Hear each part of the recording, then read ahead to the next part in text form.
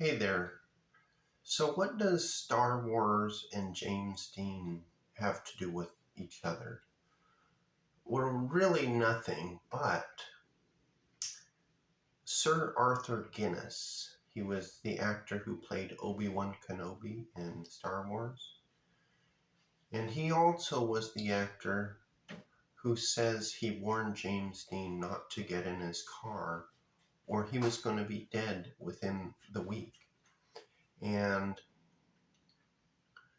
exactly 1 week later, James Dean got into the wreck that killed him. So I wanted to explain the coincidences and what they've said and what they've done to prove that James Dean was my grandfather, and they have been trying to hide it, bury it, divert you all along the way, even up until today, right now. They're still actively trying to do things to not only make money off my grandfather's legacy, but to hide everything, the truth from you. So,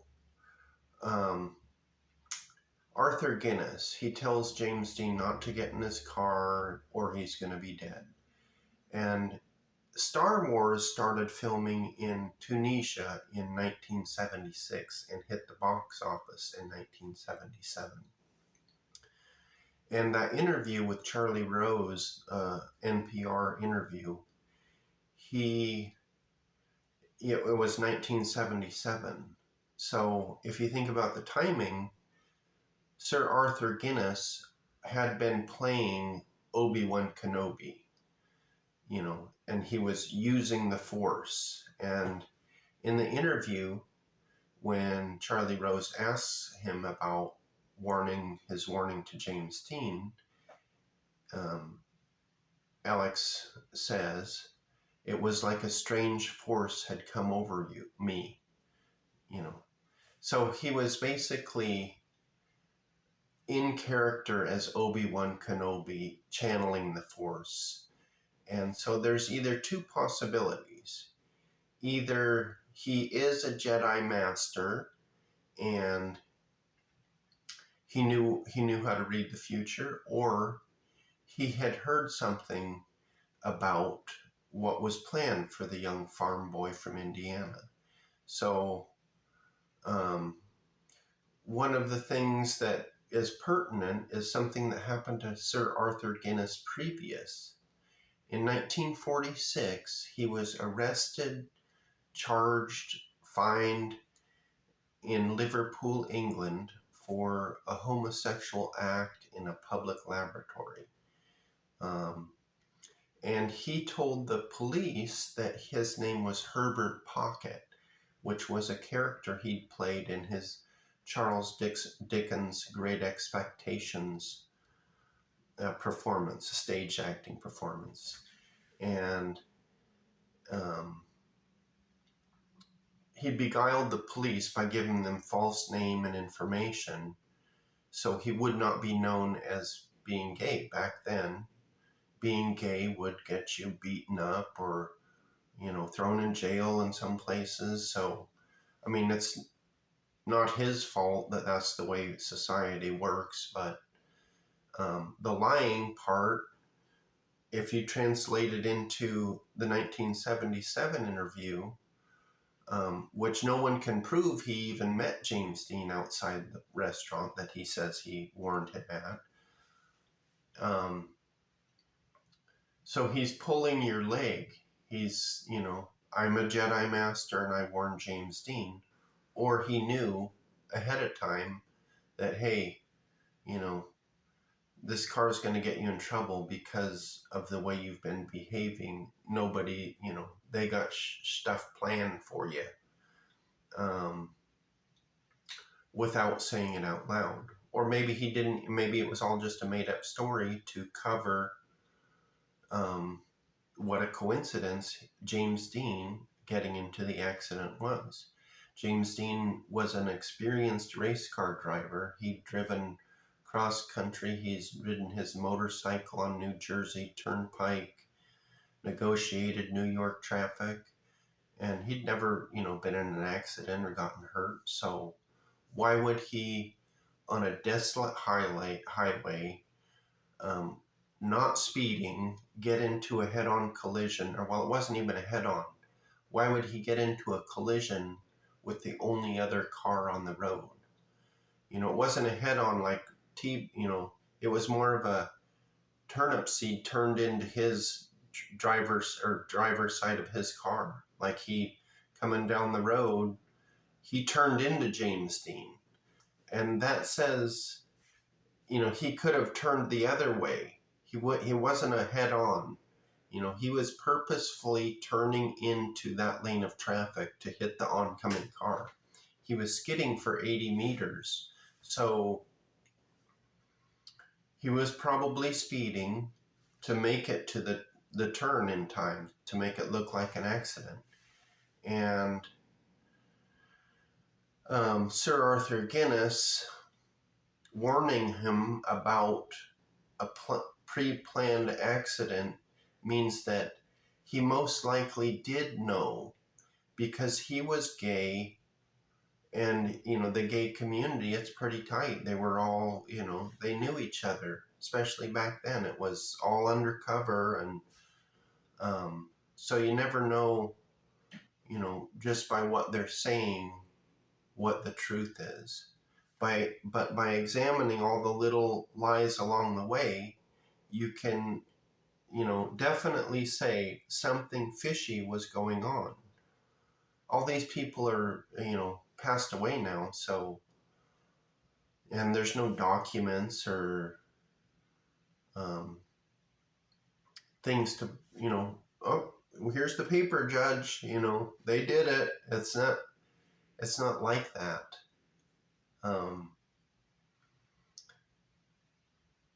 So, there's the Sir Arthur Guinness in 77. There's the we found James Dean's car, but we're going to say we know where it is, but we're not going to get it. And we're going to say there's a reward, and that's all publicity. And then in 2011, they came out with the Elizabeth Taylor story about D. Word being an abusive preacher, but D. Word was not accused of being abusive to any other children. James Dean and him were friends. If someone's being abusive to a child, they're usually abusive to other children, and the abused child does not become best friends with the person who's abusing him. It's all, they've twisted it around. If you think about the group of people who has said all that stuff, James Dean's gay, we told him not to drive the car. These are all professional actors who worked for the media companies in Los Angeles. The people in Indiana, they thought, no, he wasn't being abused by the preacher. He was a nice, shy kid. He didn't, he wasn't, as the other people say he is. So there's these two conflicting stories that they have, narratives. Even up to now, for instance, I have genetic ancestry, in common with the Wilsons. Now, I can look on they came out with this new tool just within the last week. So when I looked at the tool, the one match that I have that is in common with James Dean, that Wilson family originated in Maryland. And they have this map that shows that your genetic ancestors and this match all came from Maryland. And there's a little check next to it in the eastern Ohio River Valley check. And then my other paternal line, paternal, maternal, and it keeps branching, I know are from the South, Alabama. So Kentucky, Tennessee, all those places. And the other match on the other side of the tree shows checks in all those areas, as mine did, like 3 days ago before I uploaded a few videos to Facebook that says, James Dean's my grandfather. So now they sent me another email saying, oh, check the tool out. Now all those checks where it showed my common genetic grouping with people from Maryland and the South, they've all erased. And they only have checks next to where my maternal ancestors were from, which was from New England, Maine, mostly Maine, all Maine. So they've just erased everything. And when you go look at who owns Ancestry, who owns Time Warner, who owns, it's the BlackRock Group. They have, first off, the Dennis Stock Photos, Warner became Time Warner. The magazine pictures came out in Time about James Dean. So Time and Warner became merged, and then there was other corporations, bigger, investment groups, the Meredith Corporation. AT&T is owned by a big investment conglomerate. It's the BlackRock Group. They also own Ancestry.com and, Time Warner and Warner, and it's all, branched off, but it's the same people in charge of all of that stuff. So the minute they see anything that threatens, I'm not saying I even want anything to do with what they've been up to. I'm just telling you, you call it a James Dean conspiracy, or you could, but it's not really a conspiracy if it happened. And they're still conspiring to bury everything. If you look at, just what I've told you, 15, 20 minutes of me talking proves that there is something going on. And so, the missing body in the grave, the missing headstones, all that stuff has been documented. The way to show for sure that they have been up to no good is to go to Indiana, get permission to exhume the grave, and see what's inside. They're always digging up bodies of Native Americans, and there shouldn't be a problem with exhuming a body to find out what the truth is. But nobody's going to go for that. They have, lawyers, but no real reason why not. They should be just as interested in figuring out what actually happened as me or you or anyone else. But when there's millions and billions of dollars that they've made off of it, finding out the truth may not be to their benefit. But even if I could prove definitely that truth, I would not want any part of that. I just want an opportunity. I can act whatever silly. So,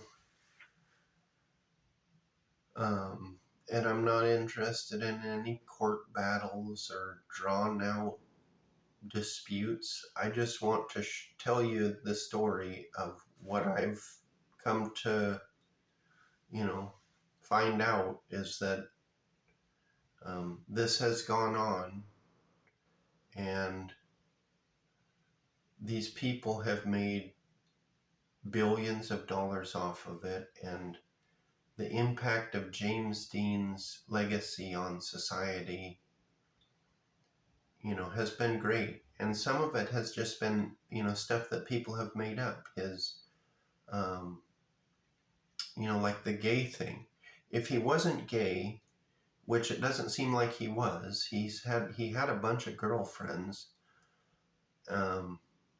If he wasn't gay, yet they're saying they are, and they have chosen him for male gay icon of all time, and now currently you have this gender identity kind of crisis that some people are really opposed to um, gender affirming surgery and all this stuff. And I don't really have a strong opinion about what other people are doing.